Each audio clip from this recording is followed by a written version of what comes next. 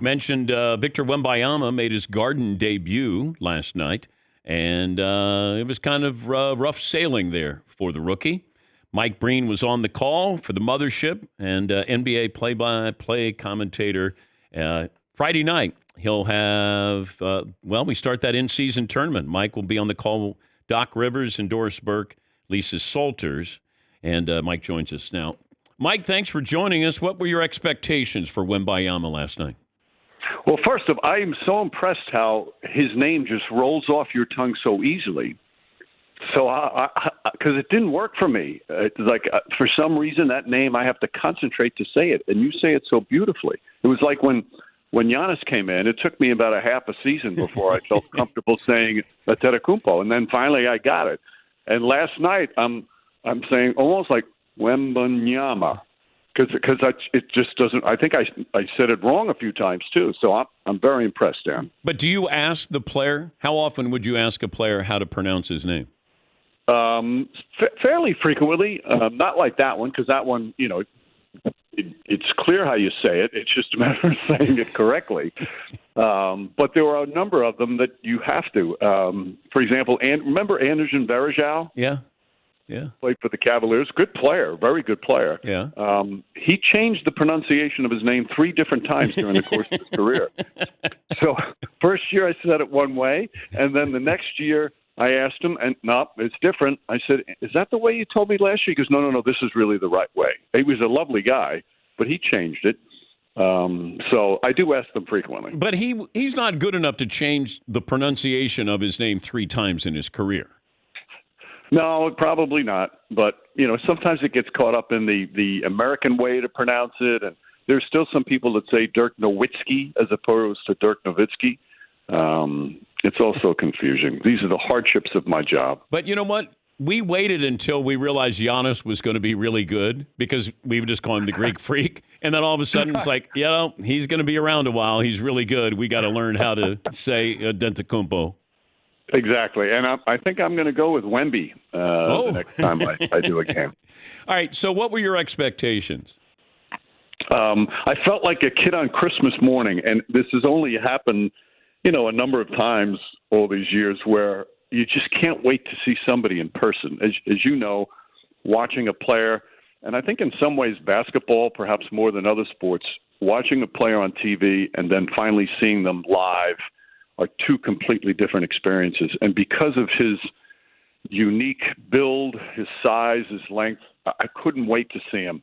And, obviously have high expectations. What you see he can do at his size is you really feel this one has a chance to be one of the all-time special ones. And when you see him in person, you're blown away by the size, the skill.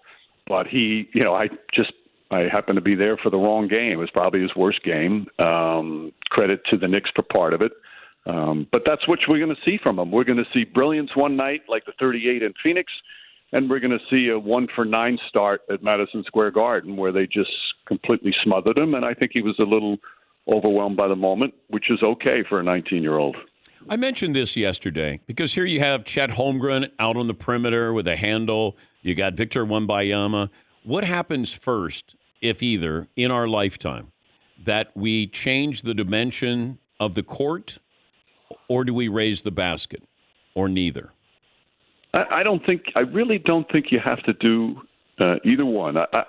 I understand the question and I understand the sentiment, but nobody's completely mastered the game that much yet. I mean, there are some, all-time great players or once in a generation player, but the game is still difficult. And even for somebody like Wembanyama, even for Giannis, even for Jokic, it's still a challenge every night. And I don't see the need to, at least in my lifetime, I don't see the need to make any radical changes like that. Is Chet Holmgren a rookie? By definition, yes. By experience, no. And it's interesting that you brought him up, Dan, is because you can just see the difference from somebody who's been around for a year, who's been in the NBA quote-unquote factory for the year, who's been to every arena, who's traveled, who understands, road games, who understands back-to-back games.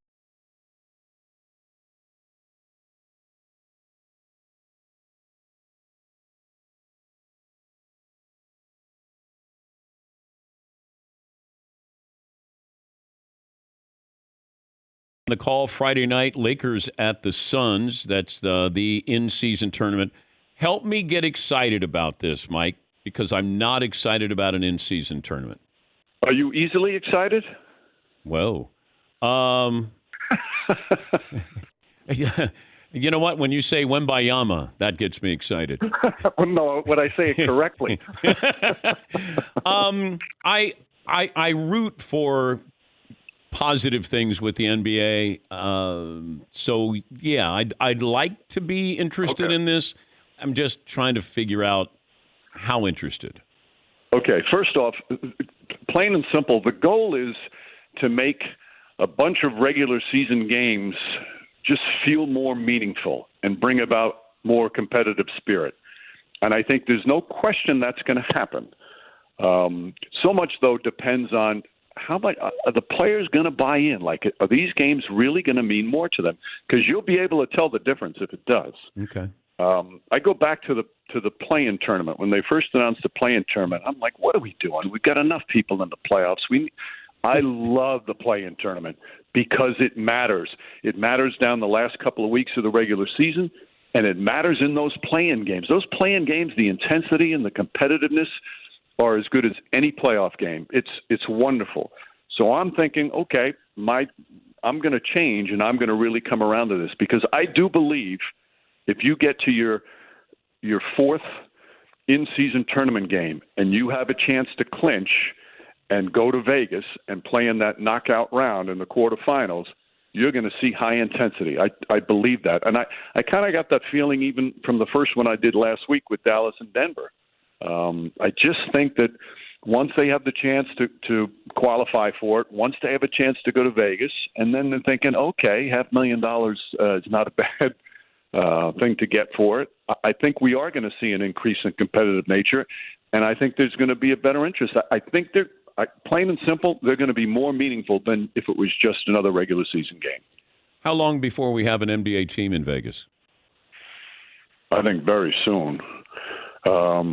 It might even be just by the way everything goes with this in terms of, excitement and crowd and et cetera, et cetera. I think that might seal the deal. I know it's one of the places they're looking, although, places like Seattle so deserve to get an NBA team back. I just don't know, how soon it's going to be. We keep hearing they're talking about expansion. I think it's still several years off. Yeah, I wonder if this is when LeBron retires and one of the gifts he gets is to be part of a Vegas NBA team. Feels like he's headed in that direction. Yeah, but again, it's years away because he'll play another 10 years for sure. Do you think he's officiated differently? I know that the Lakers complained to the home office, but do you think that he doesn't get the preferential treatment maybe that he thinks he still deserves? I think anybody his size and his strength, often it's not fair. I'm not saying it's preferential treatment, but I just think, when you're an official and you're seeing two bodies collide and you're seeing contact, when the contact is made against somebody like LeBron's size or a Shaq or any of those big men, it just doesn't – it looks like marginal contact.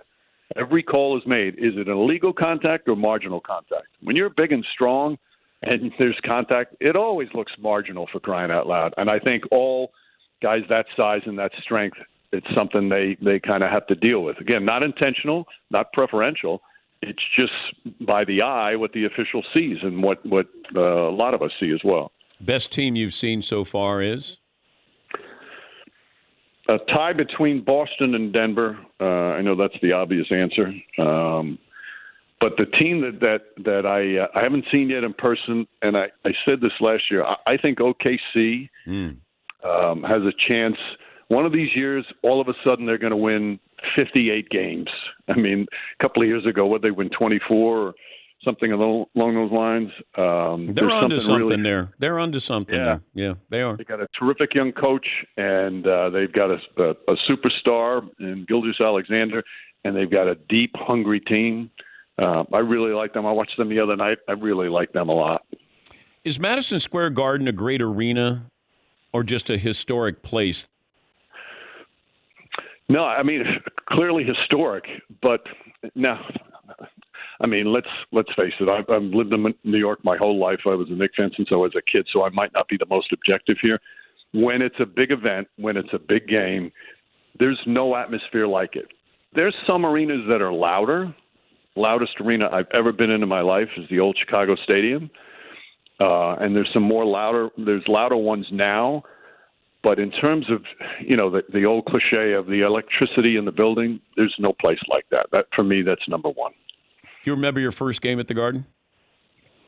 First game I broadcast? Growing up, first game you went as a fan?